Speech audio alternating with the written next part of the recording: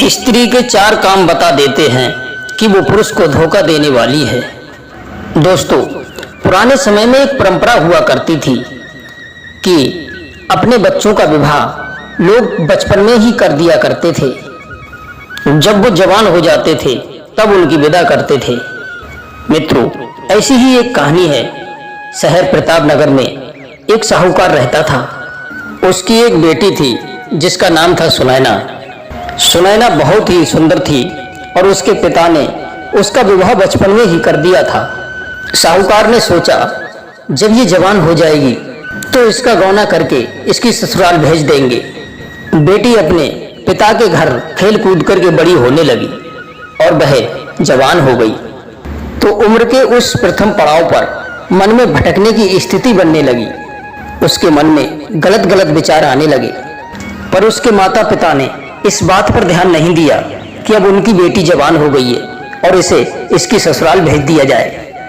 दोस्तों, जब माता पिता लापरवाह हो जाएं, तो उनकी संतान गलत रास्ते चुन लेती है और जब वो एक बार गलत रास्ता चुन लेते हैं तो धीरे धीरे भय अवगुण उनकी आदत में परिवर्तित हो जाता है। जिस प्रकार से मनुष्य के अंदर नशा की आदत पड़ जाती है तो फिर उस आदत को छोड़ना मुश्किल हो जाता है। अगर हम पहले ही कुछ सावधानियां बरत लें तो हमारे अंदर ये लत ना लगेगी। इसलिए दोस्तों, माता पिता को इसके प्रति सावधान रहना चाहिए और खुद भी सावधान रहना चाहिए। अगर आदत ही बनानी है तो किसी अच्छे कामों की आदत बनाओ जिससे समाज में मान प्रतिष्ठा बढ़े। और बुरी आदत वालों को तो लोग कुदृष्टि से ही देखते हैं, उनका सम्मान नहीं करते हैं। चरित्र बनाने और बिगाड़ने की तो यही अवस्था होती है जब वह जवानी की पहली सीढ़ी पर कदम रखता है। उधर साहूकार की बेटी भी जब जवानी की पहली अवस्था पर पहुंची तो उसका मन इधर उधर भागने लगा। उसी के घर के पास में एक जौहरी की दुकान थी। जौहरी का लड़का बड़ा ही रूपवान, बड़ा ही सुंदर था। सुनैना की मित्रता उस जौहरी के बेटे से हो गई। अक्सर वह उसके घर मिलने जाया करती थी और धीरे धीरे उन दोनों की मित्रता प्यार में बदल गई और प्यार गहरा होता चला गया। और दोस्तों, एक कहावत भी है कि ये 3 लोग उसी का सहारा लेते हैं जो इनके पास होता है। नंबर 1 राजा, नंबर 2 स्त्रियां और नंबर 3 लताएं। जब साहूकार को इसके बारे में पता चला कि उसकी बेटी के चाल चलन ठीक नहीं है तो उसने अपने दामाद को खबर भेज करके और अपने दामाद को बुला लिया। जब साहूकार का दामाद अपनी ससुराल में आया तो उसकी खूब आवभगत की। सुनैना का पति सफर का हारा थका था। सुबह भोजन करने के बाद सुनैना की चित्रसारी में जाकर के सो गया। उधर उसकी स्त्री मौका पाकर के उस जौहरी के बेटा से मिलने के लिए चली गई और उसने अपने प्रेमी को बताया कि उसका पति उसे बुलाने के लिए आया है और वह कल उसे बुला करके ले जाएगा। यह बात सुनकर के जौहरी के बेटे को बड़ा दुख हुआ तो वह समझाने लगी कि आप चिंता मत करो, मैं कोई ना कोई बहाना बना करके जल्दी ही लौट आऊंगी।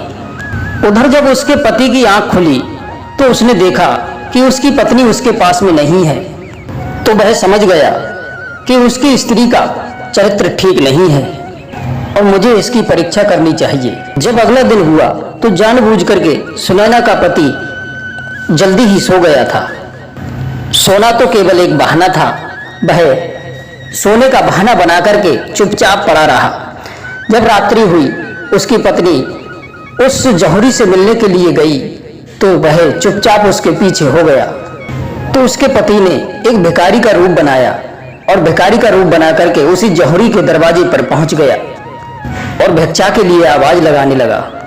भिखारी की आवाज सुनकर के उस जौहरी ने उस सुनैना से कहा कि हे प्रिय, कोई भूखा व्यक्ति दरवाजे पर खड़ा है, उसे कुछ खाने के लिए दे आओ। अब सुनैना एक थाली में कुछ खाने पीने की वस्तु रख करके और द्वार पर आई तो वह थाली उस भिखारी को देते हुए बोली, लो, इसे खा करके अपना पेट भर लो। भिखारी कहने लगा कि हे महारानी, यदि आपको देना ही है तो आप अपने गले का हार मुझे दे दो, मेरा भी जीवन धन्य हो जाएगा। दरवाजे से जल्दी टालने के लिए उसने अपने गले का हार उतार करके उस भिखारी को दे दिया।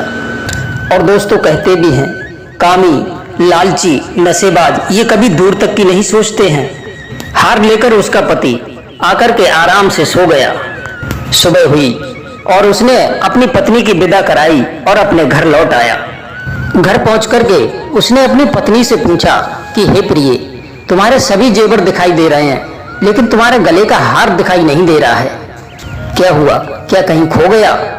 पति के मुख से हार की बात सुनकर के वह सुनैना घबरा गई और घबराकर झूठ बोलते हुए बोली कि नहीं, कुछ नहीं, वो हार कई जगह से टूट गया था, इसलिए मैंने अपनी माँ को उसे संवरवाने के लिए दे दिया है। पति ने देखा उसकी पत्नी झूठ बोल रही है, तो उसने वही हार अपनी जेब से निकाल करके दिखाया और कहने लगा, ये हार जौहरी के घर पर भिखारी को किसने दिया था? पत्नी को ये बात समझने में देर ही नहीं लगी कि भिखारी के रूप में उस दिन उसका पति ही था जो उससे हार मांग लाया। अब तो वह हाथ जोड़ करके अपने पति के सामने गिड़गिड़ाने लगी, अपने पति के पैरों में गिर पड़ी और कहने लगी कि आप मेरी इस गलती को क्षमा करें, आगे भविष्य में अब मुझसे कोई गलती नहीं होगी। दोस्तों, पति ने भी सोचा कि हर इंसान को सुधरने के लिए एक अवसर तो देना चाहिए।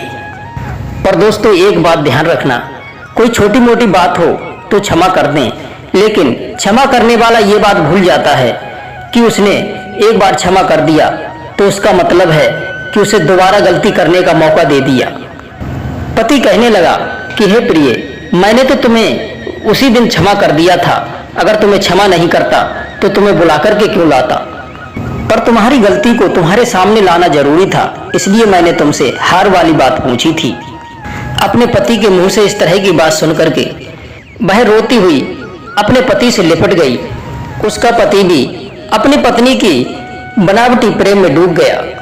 मित्रों, धीरे धीरे इसी तरीका से काफी दिन गुजर गए और उस सुनैना को अपने प्रेमी की बहुत याद आती थी।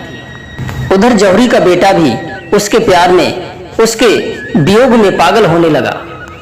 एक दिन जब उससे रहा नहीं गया तो वह अपना कुछ धन मान लेकर के और अपने नगर को छोड़कर चला आया और सुनैना की जहां ससुराल थी वहीं आ गया। और नगर के बाहर एक तालाब था। उसने सोचा कि जरूर किसी न किसी दिन सुनैना इस तालाब में स्नान करने के लिए जरूर आएगी। उसी मार्ग में वह धोनी रमा करके बैठ गया। उस तालाब में नगर की काफी स्त्रियां नहाने के लिए आया करती थी। जोगी बना बैठा वह उस तालाब पर उसकी राह देखता था कि कभी ना कभी तो नहाने के लिए वो इस तालाब पर जरूर आएगी, तभी मैं उससे बात करूंगा। जोगी का भेष बनाए और वहां तालाब के किनारे बैठे बैठे उसे काफी दिन बीत गए। एक दिन सुनैना भी कई स्त्रियों के साथ में उस तालाब पर स्नान करने के लिए गई थी, तो वहीं पर जोगी के भेष में बैठे उस जौहरी के बेटे से उसकी मुलाकात हो गई। तो वह बोली कि अब तुम्हें हम इस तरीका से नहीं मिल पाएंगे, मैं तुम्हें कोई बहाना बना करके अपने पति के द्वारा अपने घर पर ही बुलवा लूंगी।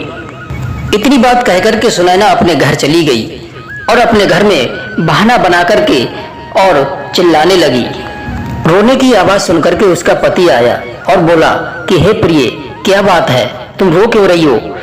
तो वह कहने लगी कि मेरी आंखों से कुछ दिखाई नहीं दे रहा है, मेरी आंखों में बहुत दर्द हो रहा है और दर्द के मारे मेरे प्राण निकले जा रहे हैं। बेचारा पति हकीम को बुलाकर लाया, उसका उपचार करवाया और उसे कोई आराम नहीं मिला था। और उसे आराम मिलता कैसे? कोई उसे बीमारी तो थी नहीं, उसे बीमारी तो केवल जौहरी के बेटे से मिलने की थी। तो वह कहने लगी कि अब हम ऐसे ठीक नहीं होंगे। मैंने सुना है तालाब के किनारे पर एक साधु महात्मा रहते हैं, उन्होंने अब तक कई लोगों को ठीक किया है। दोस्तों, भोला भाला पति नहीं समझ पाया। वह दौड़ा दौड़ा उस साधु महात्मा के पास में गया और उस जोगी को सारी बात बताई। दोस्तों, पर एक बात समझ में नहीं आती है, जो लोग बड़ा हृदय करके दया दिखाकर अपनों के कुछ दोष माफ कर देते हैं, तो वे लोग इन्हें असमर्थ और मूर्ख समझ लेते हैं। यदि कोई किसी को अधिक प्यार करता है या उसका सम्मान करता है, तो कुछ लोग स्त्री या पुरुष उसकी कमजोरी समझ लेते हैं, उसके चलते भी उसे भाव नहीं देते हैं, उनमें घमंड आ जाता है या फिर दोबारा गलती करने लगते हैं। मित्रों, सुनैना ने भी यही सोच लिया कि उसका पति मुझसे बहुत अधिक प्रेम करता है कि मेरा पति मेरी सुंदरता पे मरता है, इसलिए उसने मुझसे कुछ नहीं कहा और उसने मेरी गलती को ऐसे ही माफ कर दिया जैसे मैंने कुछ किया ही नहीं है। वह अपने पति को मूर्ख समझ रही थी और वह अपने पति को मूर्ख बनाने का प्रयास भी कर रही थी। और मित्रों, कहते भी हैं जो चरित्रहीन होता है वह मीठी मीठी बातें बनाने में बहुत माहिर होते हैं। जो लोग गंभीर होते हैं वे विवेकी होते हैं। जिस तरह से खारा पानी शीतल होता है, उसी तरह चरित्रहीन स्त्री बनावटी लज्जा दिखाती है। उसने अपने पति को उस साधु के पास में भेज दिया। उसका पति साधु के पास पहुंचा और साधु के आगे हाथ जोड़ करके कहने लगा कि हे स्वामी, मेरी पत्नी बहुत बीमार है और आप मेरे साथ मेरे घर चलिए। उसके पति को अपने सामने गिड़गिड़ाते देख करके वह ढोंगी और भी रौब झाड़ने लगा। कहने लगा, हे बालक, हम लोग दवा और औषधि के बारे में क्या जाने? हम लोग तो भिक्षा मांग करके अपना पेट भरते हैं और भगवान का भजन करते हैं। उस ढोंगी के मुंह से इस तरह की बातें सुन करके वह साहूकार का बेटा और भी घबरा गया और वह उसके पैरों में गिर गया और कहने लगा, साधु महाराज, आप कृपया करके मेरे घर चलिए। साधुओं का कार्य होता है दूसरे का दुख दूर करना। मित्रों, उसके बार बार कहने पर साधु उसके साथ में जाने के लिए तैयार हो गया और सुनैना के पास जाकर के कुछ भभूति उसके शरीर पर लगाने लगा तो उसकी स्त्री ने झूठ मूठ का आराम बता दिया। साधु कहने लगा कि बच्चे, तुम बाजार से जाकर के एक ताबीज बनवा कर लाओ। मैं उस ताबीज में अपनी सिद्ध की हुई भभूति बांध दूंगा, जिससे इसकी परेशानी हमेशा हमेशा के लिए समाप्त हो जाएगी। दोस्तों, भोला भाला पति ताबीज बनवाने के लिए बाजार चला गया। यह मौका पाकर के वह सुनैना उस अपने प्रेमी के साथ में फरार हो गई। जब साहूकार का बेटा लौट कर के घर आया तो उसने देखा ना तो उसकी स्त्री है और ना ही वो साधु। दोस्तों, वह पछताता हुआ अपना सिर पकड़ करके वहीं बैठ गया। मित्रों, कहते हैं जिन स्त्रियों का मन पराये पुरुषों में रमता है वे अपने अच्छे खासे गुणवान, योग्य, धनवान और सुंदर पति को भी त्याग देती हैं। सुनैना जौहरी के साथ भाग करके एक शहर में जाकर रहने लगी। जो धन वे दोनों अपने साथ में लेकर के गए थे वह धीरे धीरे सब समाप्त हो गया। अब उनकी शौकी ऐसी तैसी, उनके खाने पीने का भी गुजारा ठीक से नहीं हो पा रहा था। अब जौहरी के बेटे ने सोचा कि इस तरह से घर में पड़े रहने से काम नहीं चलेगा, इसलिए वह रोजाना मजदूरी करने के लिए जाने लगा। जिस मकान में वे दोनों किराए पर रहते थे उसी के पीछे एक व्यापारी का मकान था। वह व्यापारी सुंदर और नौजवान था। अब तो धीरे धीरे सुनैना उस व्यापारी पर आसक्त होने लगी। धीरे धीरे उन दोनों की साठगांठ हो गई। कभी व्यापारी उसके घर पर आ जाता था, कभी सुनैना उसके घर पर मिलने चली जाती थी। तो एक दिन उस व्यापारी ने कहा कि देखो, इस तरह से मिलना जुलना ठीक नहीं है।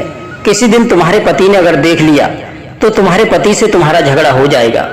तो वह कहने लगी, ये मेरा असली पति नहीं है। असली पति को छोड़कर तो मैं इसके साथ में आई हूँ। तो वह व्यापारी कहने लगा, यदि ऐसी बात है तो तुम मेरे घर में ही रहने लगो, मैं तुम्हें रानी महारानियों की तरह रखूंगा। यह बात सुनकर के सुनैना ने सोचा कि बात तो ठीक है, उस भिखारी के पास में अब रखा ही क्या है। यही बात सोच करके वह उस व्यापारी के घर में रहने लगी। जब जौहरी के बेटे ने ये सब देखा तो वह सोचने लगा कि ये मुझे छोड़कर के इसके साथ में रहने लगी। तो वह उसी शहर के राजा के पास में अपने न्याय की गुहार लगाने लगा कि हे महाराज, मैं एक परदेसी हूँ और कुछ दिनों से आपके शहर में मैं अपनी स्त्री के साथ में रह रहा हूँ। उस व्यक्ति ने मेरी स्त्री को छीन लिया है। तब राजा ने उस स्त्री और उस व्यापारी को अपने दरबार में बुलवाया और राजा ने उस व्यापारी से पूछा, क्यों भाई, तुमने उसकी स्त्री क्यों ली है? वो व्यापारी कुछ कह पाता इससे पहले ही सुनैना बोल पड़ी कि महाराज, आप मेरी बात सुनिए, ये मेरा असली पति नहीं है। मेरा असली पति छोड़ करके तो मैं इसके साथ में आई थी, पर यहाँ आकर के जब कुछ दिन मैं इसके साथ में रही तो यह मुझे मारने पीटने लगा, तो मैंने इसको छोड़ दिया और इस नौजवान के घर में तो रोटी का सुख देख करके रहने लगी। अब महाराज बताइए आप, इसमें मेरा क्या दोष है? उन दोनों की बातें सुनकर के राजा साहब ने उस जौहरी के बेटे को समझाया कि ये जौहरी के बेटे, तुम्हारा लड़ना झगड़ना अब ठीक नहीं है। जब ये अपने असली पति को छोड़ सकती है तो तुम कौन से खेत की मूली हो। जो अपने ब्याहता पति की नहीं हुई, भाई तुम्हारी क्या होगी। जिसने अपने माता पिता और अपने पति को ठुकरा दिया तो तुम कौन सी बड़ी बात हो। इसलिए तुम मेरी बात ध्यान से सुनो। जो स्त्री अपनी संतान और अपने पति को छोड़कर चली जाए तो ऐसी स्त्री पर विश्वास करने वाला महामूर्ख होता है। एक स्त्री के लिए यदि इस दुनिया में कोई सबसे प्यारा होता है तो वह है उसकी संतान। और जो क्षण मात्र सुख के लिए अपने संतान का त्याग कर दे तो इस दुनिया में उसके लिए कोई सगा नहीं है। और दूसरी बात, व्यभिचार में प्रवृत्त स्त्री या पुरुष लोग लाज की परवाह नहीं करते हैं। और ध्यान रखना, जिसके अंदर से शर्म हया मिट जाती है वह किसी एक का होकर के नहीं रहता है। और तीसरी बात, उसकी आदत, जिसकी आदत खराब हो जाती है वो अपनी आदत से मजबूर हो जाता है। यदि उसके दिमाग में गलत कार्य की आदत बन गई तो फिर उसके दिमाग में गलत कार्य ही आएंगे। तो वह अपनी आदत के अनुसार स्त्री या पुरुषों को बदलता रहता है। चौथा है धन का लोभी। धन का लोभी स्त्री या पुरुष वो कभी भी किसी एक जगह पर बंद कर नहीं रह सकता। उसे जहां अधिक धन दिखाई देगा वो वहीं चला जाएगा। उसको अपना मानना ये सबसे बड़ी मूर्खता है। राजा ने उस जौहरी के बेटे को समझाया कि हे मुसाफिर, तुमने भी किसी की स्त्री छीनी थी, तुमसे किसी ने छीन ली तो इसमें क्या बुरा हुआ। जो कोई किसी का घर उजाड़ता है तो उसका घर कोई और उजाड़ देता है। ये यहाँ का नियम है, जैसे को तैसा, बुरे का परिणाम बुरा। राजा की बातें सुनकर के जौहरी का बेटा अपने किए पर पछताने लगा और दोस्तों पश्चाताप करते हुए भाई अपने घर को चला गया। दोस्तों, यदि ये कहानी आपको पसंद आई हो तो कहानी को लाइक और शेयर अवश्य करें। आप सभी दर्शकों का बहुत बहुत धन्यवाद। फिर मिलते हैं किसी नई वीडियो में नई ज्ञान चर्चा के साथ। जय श्री कृष्णा, जय श्री राधे।